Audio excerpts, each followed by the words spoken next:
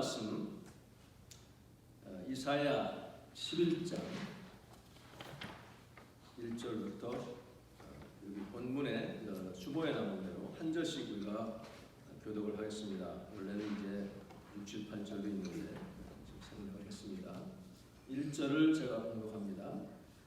이새의 줄기에서 한 싹이 나며 그 뿌리에서 한 가지가 나서 결실할 것이요 그의 위에 여호와의 영 곧 지혜와 총명의 영이요 모략과 재능의 영이요 지식과 여호와를 경외하는 영이 강림하시리니 그가 여호와를 경외함으로 즐거움을 삼을 것이며 그의 눈에 보이는 대로 심판하지 아니하며 그의 귀에 들리는 대로 판단하지 아니하며 공의로 가난한 자를 심판하며 정직으로 세상에 겸손한 자를 판단할 것이며 그의 입에 막대기로 세상을 치며 그의 입술의 기운으로 악인을 죽일 것이며 공의로 그의 허리띠를 삼으며 성실로 그의 몸의 띠를 삼으리라.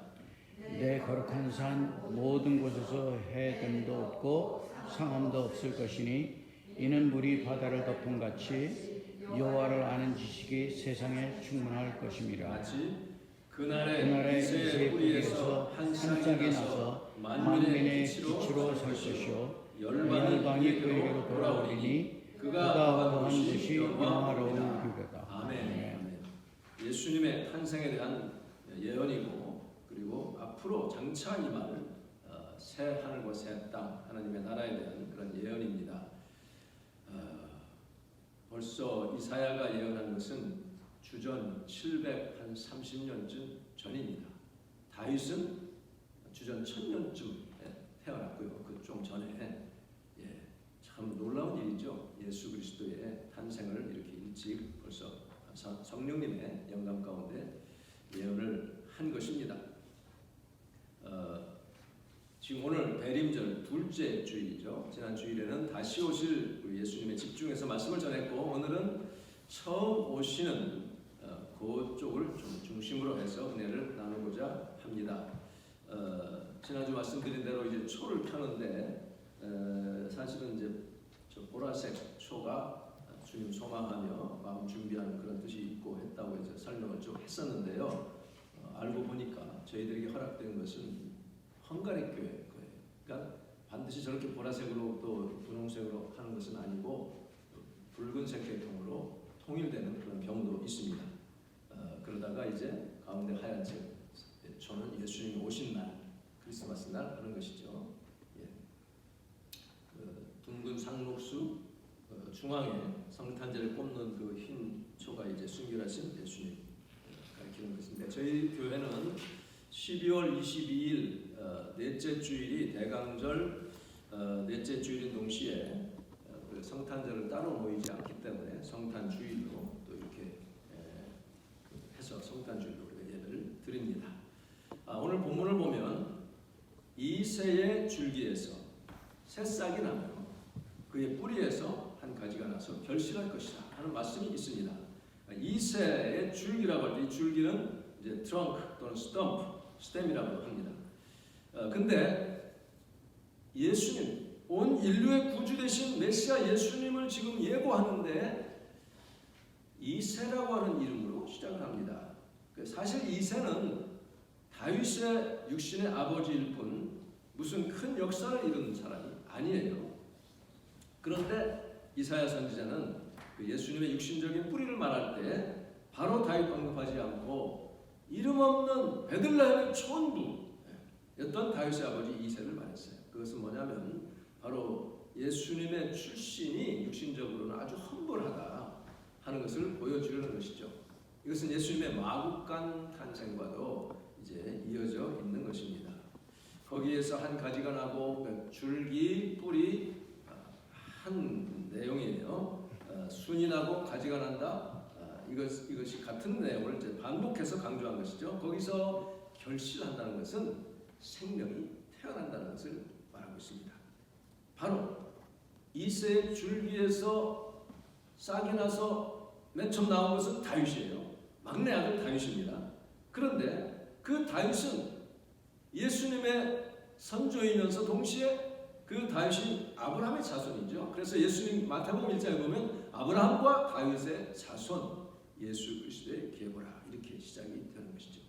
이 아브라함은 그 당시 우상 숭배가 만연했던 갈대아 지방 메소포타미아 갈대아 우르 그 지역에서 하나님이 불러내셔서 이제 모든 믿는 자들의 믿음의 선조가 되게 하신 분이죠. 하나의 새 국민을 만드신 믿음의 조상입니다.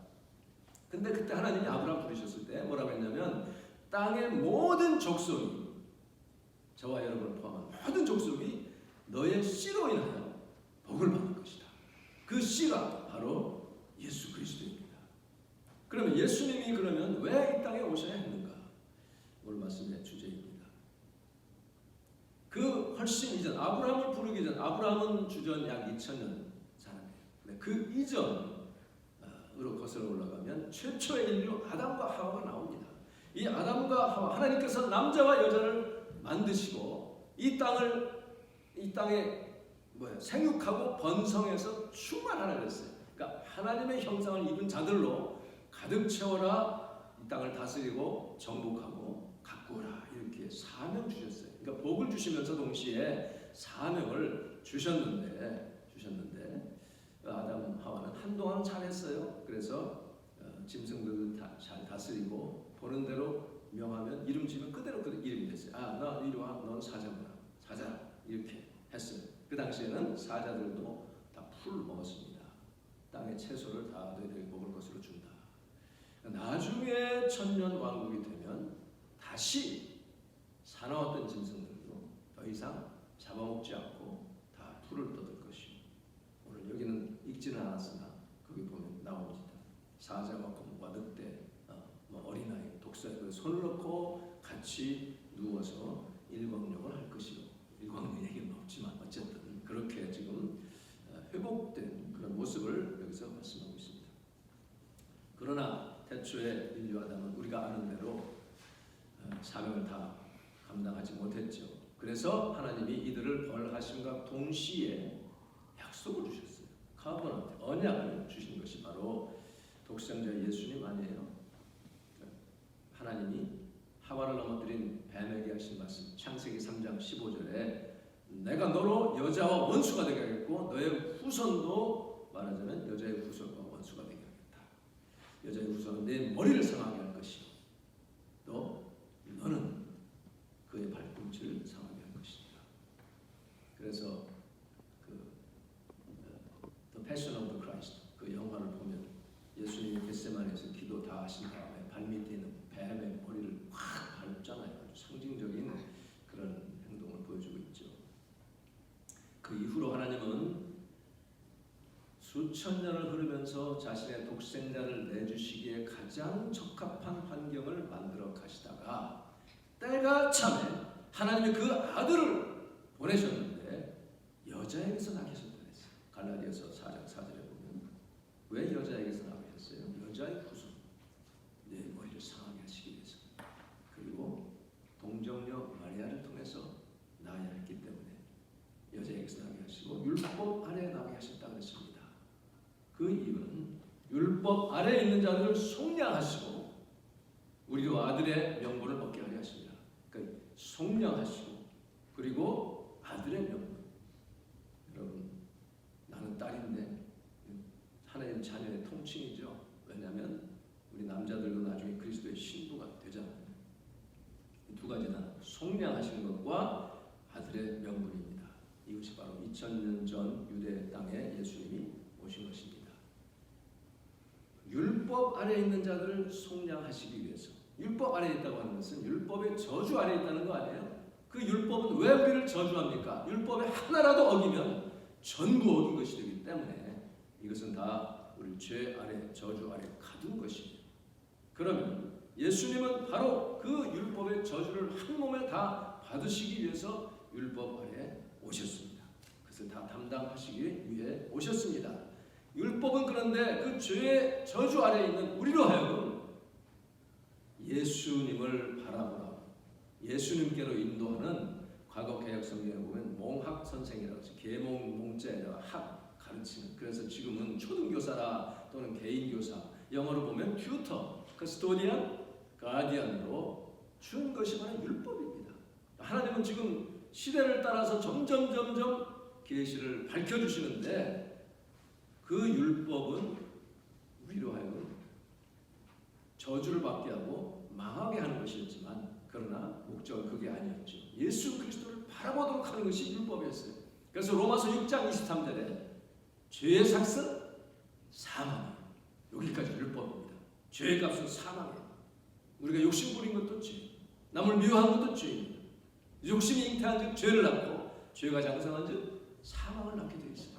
그러나 바울은 그 이어서 바로 다음에 뭐라고 그랬어요? 하나님의 은사는, 하나님의 선물은 그리스도 예수 우리 주 안에 있는 영생입니다. 이게 복음이에요. 이것이 예수님이 오신 목적입니다.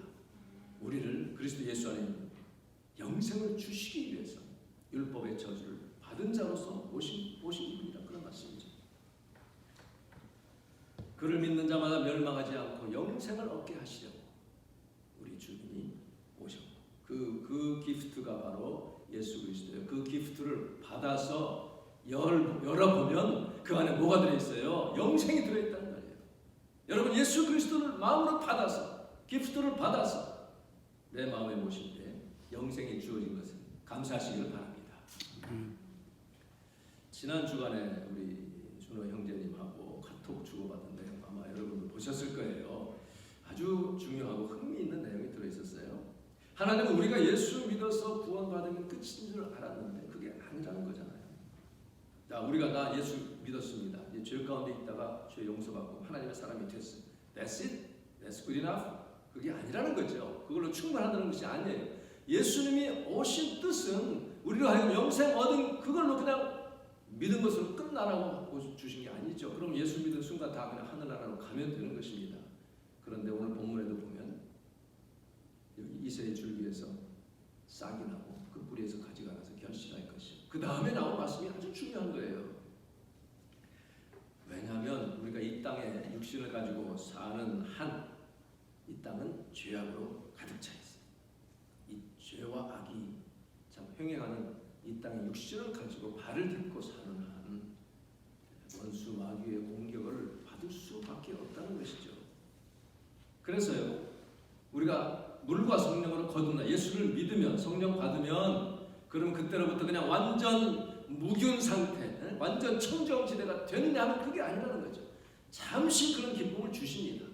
어떤 사람은 뭐 며칠도 가고 일주일도 가고 한 달도 갑니다. 그러나 그렇게만 사는 게 아니죠. 하나님이 그렇게 엄청난 기쁨, 정말 말할 수 없는 뭐든지 할 수 있을 것 같은 아무 죄도 없는 것 같은 그런 기간을 주시는 것은 이제 네가 앞으로 살아야 할 세상은 그렇게 녹록지가 않기 때문에 지금 그때의 은혜를 기억해서 자꾸 이 세상을 이기라고 성령의 충만함으로 세상을 이기라고 주님이 그런 기쁨을 주신 거예요. 그러니까 우리가 예수를 믿고 구원을 얻은 그 순간부터 이제 제대로 사람다운 사람, 진짜 삶다운 삶이 시작이 됩니다. 그런데 우리는 살다 보면 죄 짓잖아요. 넘어지잖아요. 그러나 예수 그리스도의 보혈은 모든 죄를 다 덮고도 남습니다. 날마다 주 앞에 엎드려 회개하면 우리 주님은 미쁘시고 이루셔서 모든 죄를 용서해 주시기로 약속하셨습니다. 진짜 하나님 나라에 카운트되는 그런 삶이 이제 땡 하고 출발이 된 거예요. 출발이 됐습니다. 죄 지은 것도 다 용서됐고요. 그러니까 그 이전에 예수님 믿기 이전에 살았던 것은 주님이 아무 상관없이 다 이제 지워버리셨어요. 내가 죄 지은 것도 다 지워버리시고 반대로 내가 아무리 선한 일 하고 아무리 훌륭한 그런 업적을 쌓았어도 하나님 나라와 관계없는 것 이것은 다 무가 된다는 거예요. 하나님 나라 어카운트에 적립이 하나도 안 된 상태라는 것이죠. 문제는 그러면 우리가 하나님이 인정해 주시는 하나님 나라에서 영원히 빛나는 상을 우리가 하늘에 올려두기 위해서 무엇이 필요하냐 이게 참 중요하잖아요. 그것을 위해서 우리 주님은 성령을 충만하게 받으셨어요. 그 받으신 성령을 우리에게도 주시기를 원하신다는 사실입니다. 여기 보면 이새의 뿌리에 한 가지가 나서 결실할 것이요 그의 위에 이제 이 결실은 예수 그리스도를 가리키는 것입니다. 그의 위에 여호와의 영 곧 지혜와 총명의 영 이것이 강림하시니 rest upon이라고 되어 있어요. 그러니까 계속 머물러 계신다 그런 뜻입니다. 그런데 성경에 보면 이제 그 rest upon이라는 것이 그냥 당신이 위에만 있는 게 아니에요. 성령을 한량 없이 받으셨고요. 그리고 사도행전 10장 38절에 보면 하나님이 나사렛 예수에게 성령과 능력을 기름 붓듯 하셨습니다. 기름 붓듯이 충만하게 채워주셨다는 것이죠. 그래서 그 성령의 능력으로 다니시면서 사람들을 고치시고 죽은 자를 살리시고 마귀에게 눌린 모든 자를 고치셨다. 하나님이 함께 하셨습니다. 이 우리 주님께 부어졌던 거룩한 성령님, 우리 주님은 제자들을 통해서 우리에게 말씀하시기를 너희들도 이제 이것을 받으라고 하신 거예요. 여러분 이 성령을 충만히 받으시기를 바랍니다. 그래야 세상을 이길 수가 있는, 원수마귀를 이길 수가 있는 것입니다. 지혜와 총명의 영, 한번 같이 하죠. 지혜와 총명의 영, 지혜와 총명의 영, 모략과 재능의 영, 모략과 재능의 영, 지식과 여호와를 경외하는 영, 여호와를 경외하는 영. 이게 몇 가지 영이에요. 한 영이 한 성령님, 이게 다 서로 통합니다. 이게 굉장히 중요한 것이죠.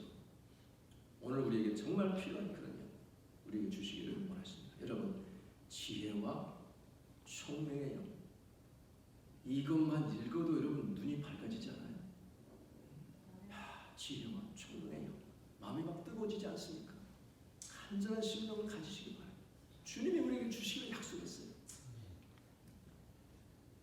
The spirit of wisdom and understanding. 이제 우리말로는 주로 총명이라고 되어 있는데 영어랑 원어를 보니까 understanding, 밝히 깨닫는 그러한 영입니다. 명철이라고 주로 되어 있어요. understanding입니다. 그러니까 성령의 충만을 받으면 지혜가 오고 진리를 깨닫게 되고 제대로 밝히 깨닫게 되고 그렇게 되면 자연히 분별력도 생기고 명철함이 옵니다. discernment, discretion이 오는 것이죠. 이게 다 서로 통하는 거잖아요. 이 지혜가 얼마나 귀중합니까? 이 지혜는 잠언에 보면 진주보다 귀하고 원하는 모든 것, 내가 아무리 간절히 간구하는 모든 어떤 것보다도 비교할 수 없는 것이 바로 지혜라고 말씀하고 있어요. 이 지혜는 돈으로 살 수 없고요. 학식이 많다고 지혜가 저절로 주어지는 게 아닙니다. 상관이 없어요. 그래서 잠언 9장 10절에 보면 여호와를 경외하는 것이 지혜의 근본이라고 했어요. 거룩하신 자를 아는 것이 명철 언더스탠딩이라는 거예요. 거룩하신 하나님을 아는 것에서부터 모든 지식이 언더스탠딩, 깨달음이 출발이 된다는 것이죠. 사람들이 하나님을 경외하는 the fear of the Lord, 하나님을 경외할 줄을 모르죠. 나 하나님 믿어요, 하나님 사랑해요 하면서도 그냥 나에게 잘해주시는 하나님만 받으려고 합니다. 좋은 하나님, 내 마음에 드는 하나님만 골라서 받으려고 하니까 많은 이 설교자들이 거기에 맞춰서 이렇게 자꾸 좋은 것만 이렇게 주려고 하는 것이죠. 하나님은 자비와 긍휼이 무한하시고 풍성하시죠. 그거는 뭐 두말할 필요가 없습니다. 그러나 동시에 하나님은 어미하시다는 것을 우리가 알아야 되는 것이죠. 그래서 하나님의 이름, 그 예수 그리스도의 몸인 교회, 하나님께 드리는 이 예배 이런 것들을 가볍게 여기는 것을 하나님은 아주 언짢아하시죠. 그래서 로마서 11장 22절에 보면 그러므로 하나님의 인자하심과 준엄하심을 보라 그랬어요. Notice how God is both kind and severe. 아주 인자하시고 친절하시면서 동시에 아주 어미하신 준엄하신 하나님인 것을 알아라. 우리가 하나님 경외하는 것은 그렇다고 두려워서 공포심을 가지고 떠는 것이 아니라 하나님이 이렇게 마련해 주신 바운더리가 있잖아요. 이 선악을 알게 하는 열매는 먹지 말라. 그거 안 먹으면 되는 그 바운더리 안에 그것만 지키면 우리에게는 정말 안전이 보장되어 있고요. 자유, 평화, 기쁨, 풍성함이 우리에게 보장되어 있는 거죠. 이것이 좋으신 하나님의 친절하신 하나님의 긍휼, 자비 이것을 말합니다. 마땅히 지켜야 할 그 법도를 잘 지키면서 얼마든지 자유롭게 하나님께 나아갈 수 있고 하나님을 기쁘시게 할 수 있고 나도 기뻐하는 이것을 하나님이 원하시는 것이죠. 이게 지혜입니다. 지혜. 하나님을 경외하는. 그러니까 이 지혜는 하나님이 주시는 걸 받아야죠. 내가 꾀를 내면 그것은 나를 넘어뜨리고 마는 것입니다. 그래서 많은 이들이 자기 꾀를 지혜로 착각을 합니다. 머리 굴리는 것을 지혜로 생각해요.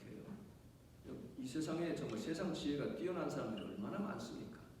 보통 사람은 당할 수도 없는 정말 회전 속도가 기가바이트 넘어가는 그런 지혜를 가진 사람들이 너무나 많아요. 우리는 그저 몇 메가바이트로 돌아간다면 그런데 전도서 7장 29절에 보면 내가 깨달은 것은 오직 이것이라 하나님은 사람을 정직하게 지으셨으나 사람은 많은 꾀들을 낸 것이다.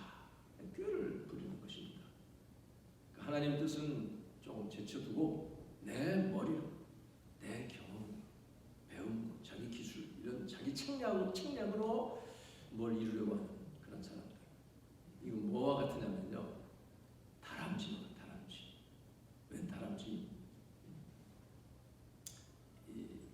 그런 사람들은 대개 자기 나름대로 주도 면밀합니다. 어디에 함정이 있고 어떻게 하면 안 되고 아주 민첩하고 명밀합니다. 영어로 shrewd라고 shrewd. 빈틈이 없고요. 뭐랄까요? 클레버한 그런 사람들이 많습니다.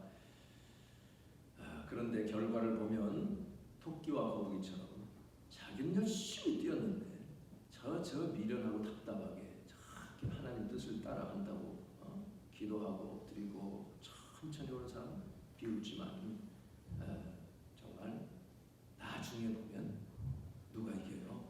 거북이가 이기잖아요. 그러니까 이 거북이는 아무리 전망이 휘황찬란하고 정말 전망이 좋아도요 하나님 뜻이 아니면 안 가는 거예요. 포기하는 겁니다. 그런 사람보다는 뒤처지죠. 그러나 하나님 뜻과 상관없이 자기 꾀로 자기 기술과 지혜로 막 다름질하는 사람 자기도 모르게 올가미에 걸리기 때문에 빠른 것 같지만 나중에 보면 결과는 꽝이야 꽝. 제가 중3 때 아니면 고1 때 그 공민이라는 수업 시간이 있어요. 지금 생각하니까 철학 플러스 도덕 윤리 그런 시간입니다.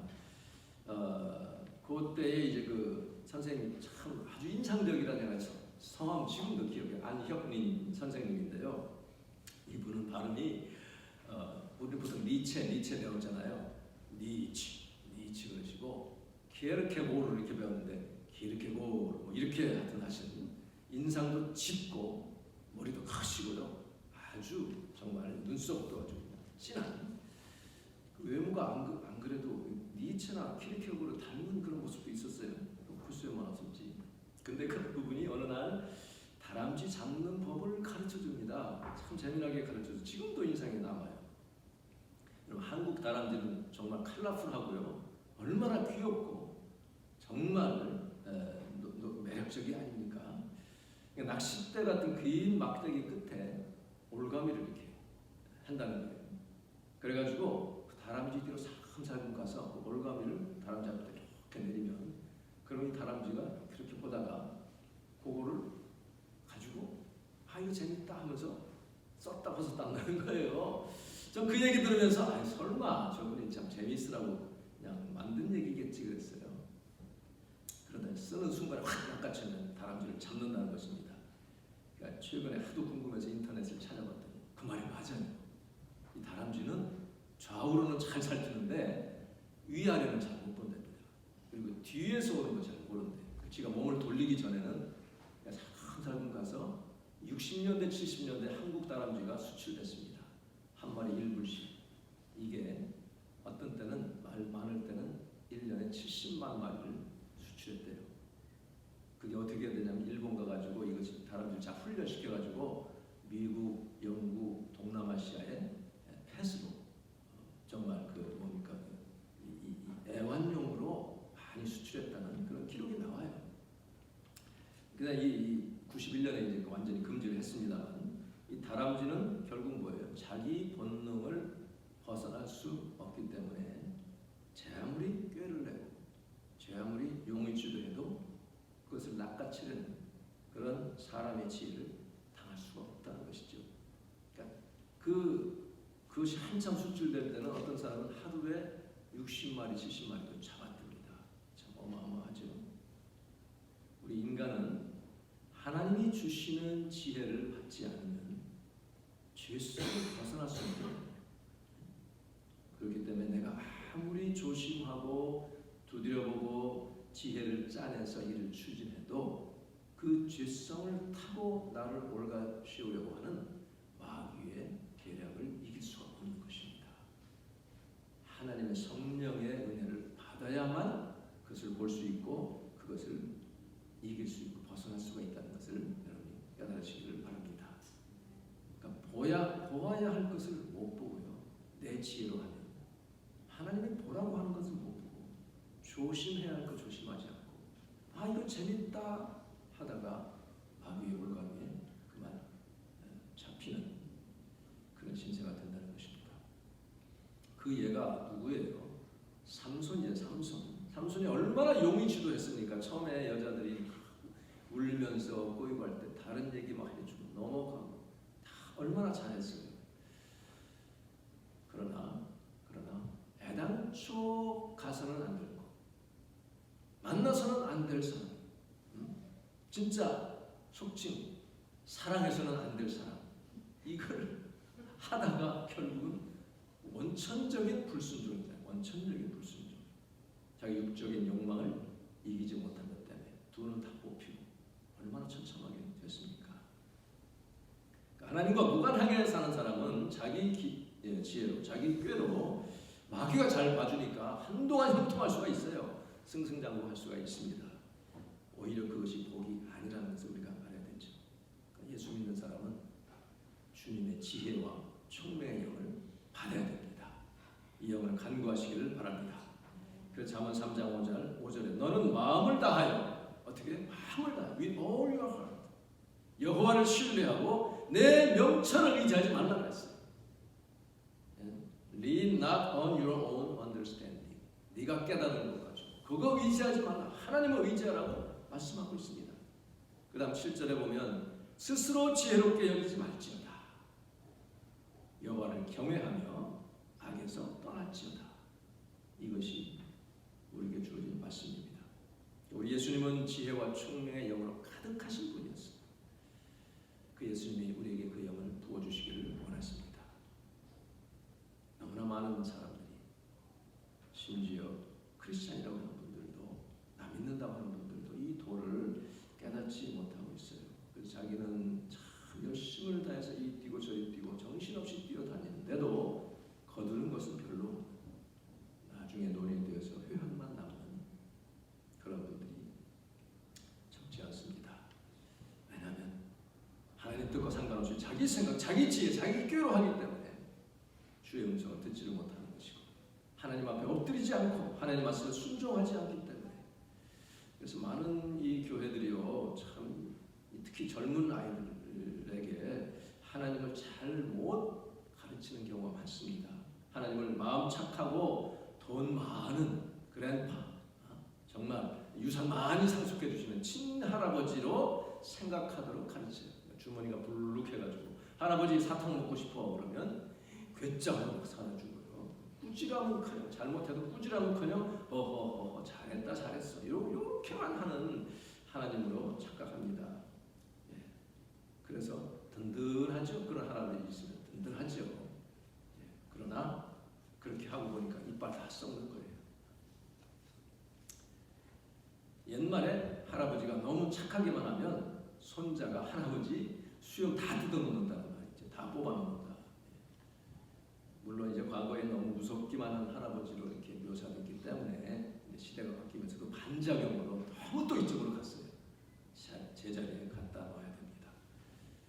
하나님의 지혜를 구하십시오. 나머지는 또 다음에 하겠습니다만, 여러분 하나님께 지혜를 구하면 다른 건 몰라도요, 지혜를 구하면 후히 주시고 꾸짖지 아니하십니다. 그 하나님께 구하라. 지혜와 총명의 영, 이 뒤에 이 하나님을 경외하는 영 연결되어 있죠. 하나님을 경외하는 자에게 하나님의 지혜를 주셔요. 이 지혜를 주시려고 이 세상을 이기고 마귀 세력을 이기는 그 힘과 능력과 지혜를 주시려고 예수님이 오셨습니다. 그 은혜가 여러분에게 넘치기를 주님의 이름으로 축원합니다. 기도하겠습니다.